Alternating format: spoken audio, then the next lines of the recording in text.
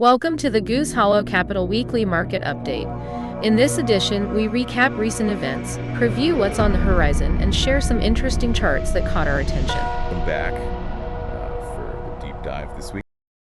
All right, so you're looking ahead to 2025, trying to get a handle on where to put your money, right? Yeah. And you handed me a stack of investment outlooks from some pretty big-name firms. Smart move. But who has time to wade through all this stuff? That's where we come in, because I break it all down for you. Perfect. Think of it as your cheat sheet to the 2025 investment landscape. I love it. We'll sift through all the predictions, compare and contrast what the experts are saying, pinpoint the areas where they agree, and highlight those really fascinating spots where their opinions diverge. Okay, cool. So right off the bat, something in the JP Morgan asset management outlook caught my eye. They're predicting a return to, get this, a pre-global financial crisis normal. Now, that's a phrase that makes you stop and think. What does that even mean after all these years? Let's face it, anything BUT normal? It's a great question, and one that we'll definitely explore as we unpack each of these predictions. But first, let's talk about the U.S. economy. Yeah. Is it about to hit a rough patch, or are we looking at continued smooth sailing? So everyone's crystal ball seems to be pointing towards more growth. For the U.S. economy in 2025, JP Morgan Asset Management is forecasting a 2.1% real GDP growth, which would make it 5 years in a row for this expansion. Right. Goldman Sachs is even more optimistic, putting that number at a hefty 3.2%. That's actually higher than the general consensus out there. Wow. So the U.S. economy is looking pretty strong. But what about those potential trouble spots in the Would inflation still be a problem? Well, inflation is definitely the elephant in the room. While it's moderating, JP Morgan Asset Management still expects headline PCE inflation to end the year at 2.3% and to average around 2% for 2025. Okay, so not exactly a runaway train, Okay. but still something to keep an eye on. And then there's the whole wild card of the recent election. With the Republicans sweeping both houses, we're bound to see some policy changes, right? Absolutely. And that just adds another layer of uncertainty. How will those policy changes affect growth and inflation? It's hard to say for sure. And speaking of uncertainty, Goldman Sachs is predicting that the president-elect will slap even more tariffs on those Chinese imports. That can't be good for prices. It could definitely add fuel to the inflation fire. Goldman Sachs estimates that those tariffs could bump up core PCE inflation by another 0.3 to 0.4 percentage points. Oof, that's not insignificant. So it's like this tug of war between positive economic momentum and these potential drags on growth. Makes you wonder what the Fed is thinking with all of this going on. Well, the general consensus is that the Fed will keep cutting rates in 2025. They're walking a tightrope here, trying to support the economy without letting inflation get out of control. JP Morgan mentioned something about a data-dependent Fed, which sounds a bit vague. Yeah, it basically means they're going to be watching those economic indicators like a hawk, and their decisions on rate cuts will depend on what the data tells them. So buckle up. It could be a bumpy ride. Okay, so the Fed's playing it cautiously, watching for any signs of trouble. But Goldman Sachs seems to have a more concrete prediction, right? They're talking about getting rates down to a neutral level. Yes, they're predicting further easing, but they don't think rates will drop below 3%. Unless we hit a recession, of course. Their analysis suggests the Fed is aiming for that sweet spot of around 3%, which they consider neutral. But here's the catch. They also point out that the Republican-controlled government, combined with those potential tariffs, could throw a wrench in the Fed's plans and bring the rate-cutting party to an early end. Wow, so many moving parts. So far, we've got a generally sunny outlook for the U.S. economy, but with some potential storm clouds gathering. And the Fed is trying to walk that fine line between supporting growth and keeping inflation in check. Sounds like a tough job. It is, and it's only going to get more interesting as we look beyond U.S. borders. You're reading my mind. Yep. Let's talk about those international markets. JP Morgan Asset Management seemed a bit hesitant about emerging markets, especially China. What's their take? They suggest we might be setting ourselves up for some disappointment. When it comes to China, the scale of fiscal stimulus and the resulting economic growth might not be as impressive as some are predicting. Interesting. So maybe tempering Asset management is advocating for an active approach. They emphasize diversification, which, let's be honest, is always good advice. But especially now with so many factors at play. So spreading your bets. Yeah. Not putting all your eggs in one basket. Exactly. Makes sense to me. What other pearls of wisdom did we glean from these? Rock Investment Institute brings up a really interesting concept. They recommend focusing on themes and tactical views. Okay, I'm all ears. Break that down for me. They're essentially saying stay pro-risk, but be nimble. The potential for a surge in long-term bond yields or unexpected trade protectionism could shake things up. Don't be afraid to adjust your course if needed. So it's like being a skilled sailor. You set your sails for a particular destination, Yeah. but you're always watching the wind and the waves, ready to adjust your course to avoid those unexpected squalls. Exactly. And that brings us to some of the most fascinating tidbits in these reports. The intriguing trends that could reshape the investment landscape in the coming year. Oh, I love a good trend.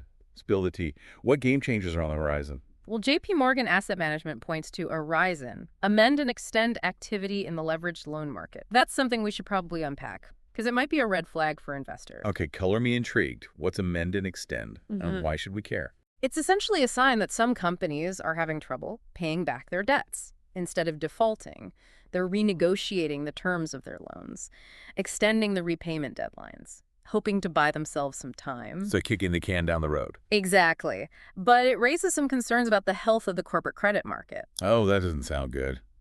Any other trends we should be watching? Charles Schwab pointed out something really interesting. Brazil's central bank, which often acts as a leading indicator for global monetary policy, has started hiking rates again after a period of cuts. Wait, I thought everyone was cutting rates. Why are they going in the opposite direction? It's a bit of a mystery, but it suggests that they might be seeing something on the horizon that others aren't. It could be a sign that global inflation might be stickier than expected, or that Brazil is facing its own unique inflationary pressures. Either way, it's worth paying attention to. Okay, consider me officially spooked. One last trend before we wrap up this section. State Street Global Advisors found something surprising about millennials. And their net worth? What's the scoop? Get this, they've surpassed both boomers and Gen X in net worth at a similar age. Wait, really? I thought millennials were drowning in student debt and struggling to buy avocado toast, let alone amass a fortune. It is a bit of a head-scratcher, but it seems they've been quietly building wealth despite facing some serious economic headwinds. So they're proving the naysayers wrong. What's the secret to their success? Well, it could be a combination of factors: their tech savviness, their entrepreneurial spirit, and their willingness to invest in alternative assets. Makes sense. They're digital natives after all. And they've seen firsthand that the old rules of the game don't always apply. Exactly. And as their wealth continues to grow, their investment choices will undoubtedly shape the market in new and interesting ways. But that's a conversation for another time. Okay, so much to think about already. We've got economic predictions, potential risks, investment strategies, and these fascinating trends to keep in mind. I'm starting to feel like I'm getting a handle on what to expect in 2025. But there's still so much to unpack. We're just scratching the surface. Right. But you're right, it's a lot to process. So let's shift gears a bit and talk about how you can actually put all this knowledge into action. Now you're talking. Give me the actionable insights. What are these experts recommending we actually do? Well, JP Morgan Asset Management suggests diversifying. Beyond traditional stocks and bonds, they see opportunities in both traditional and alternative assets. Okay, so branching out a bit, exploring those less conventional avenues. What kind of alternative assets are we talking about here? Think real estate, private equity, hedge funds, commodities. It's about spreading your risk and potentially tapping into different sources of return. Okay, so not putting all your eggs in the stock market basket. Exactly. Makes sense. And JP Morgan specifically mentioned that commercial real estate is looking up, right? Yes, they see some positive signs in commercial real estate, but they caution that it's not a uniform recovery, valuations are stabilizing, and there could be some good deals out there for investors with the expertise and the liquidity to seize them. So proceed with caution in the real estate world. But some potential gems to be found for those who know where to look. BlackRock Investment Institute highlighted UK gilt yields as looking attractive right now, with the Bank of England potentially cutting rates more aggressively than expected. They see some potential opportunities across the pond, yes, but they're not so keen on Japan. Goldman Sachs predicts that tariffs will put a damper on European growth and add to inflationary pressures in the U.S. They even suggest it could lead to a widening gap in economic performance between the U.S. and other developed markets. So a recipe for potential volatility, especially in currency markets. Investment opportunities. Absolutely. The world is evolving rapidly, and that creates both challenges and exciting possibilities for investors. Speaking of those intriguing trends we talked about earlier, let's revisit that point from JP Morgan Asset Management. about the rise of amend and extend activity in the leveraged loan market. Can we unpack that a bit more? Sure. Remember, amend and extend is when companies that have taken on a lot of debt, often through leveraged loans, find themselves struggling to repay that debt when it comes due. So instead of defaulting, they negotiate with their lenders to extend the maturity of their loans, often with some changes to the terms. So it's a way for companies to buy themselves some time.